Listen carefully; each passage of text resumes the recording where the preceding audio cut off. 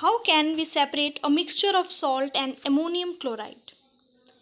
We have learned in previous chapter that ammonium chloride changes directly from solid to gaseous state on heating.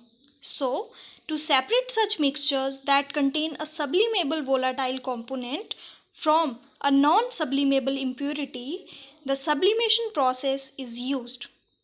Technique: the mixture is heated in an evaporating dish which is covered with an inverted funnel.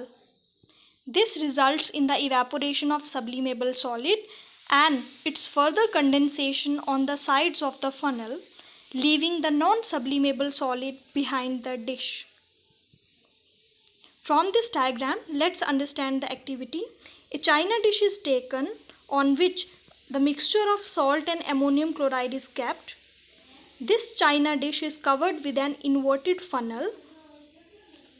As soon as we start heating this china dish, the vapors of ammonium chloride starts condensing on the sides of the funnel, thereby separating the mixture. Examples: we can separate ammonium chloride and sodium chloride with the help of this technique. Separation of iodine and sodium chloride is also possible because of the sublimable nature of iodine. Is the dye in black ink a single color? Well, we will find this answer with a technique known as chromatography. Chromatography is a technique used for separation of those solutes that dissolve in the same solvent. Principle: this method is based on the solubility of different components in solvent.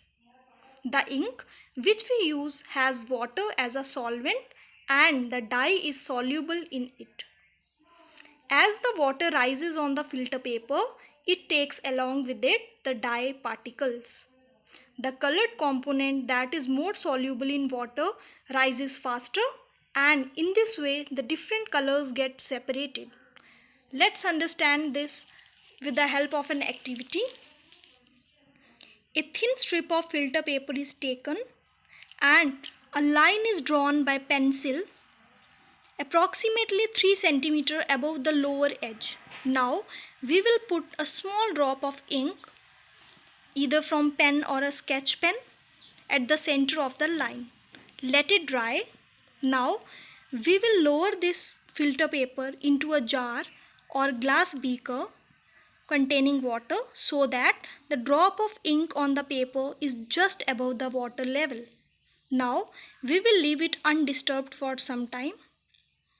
After some time, we would see that the water rises up on the filter paper, thereby separating the different colors present in the dye. This process of separation of components of a mixture is known as chromatography. Chroma in Greek means color. This technique was first used for separation of colors, so this name was given. What are the applications of chromatography? We can separate colors in a dye. We can also separate different pigments from natural colors, as well as we can separate drugs from blood with the help of this technique.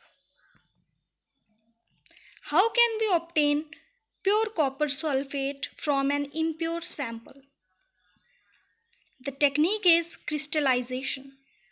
Crystallization is a process that separates a pure solid in the form of its crystals from a solution.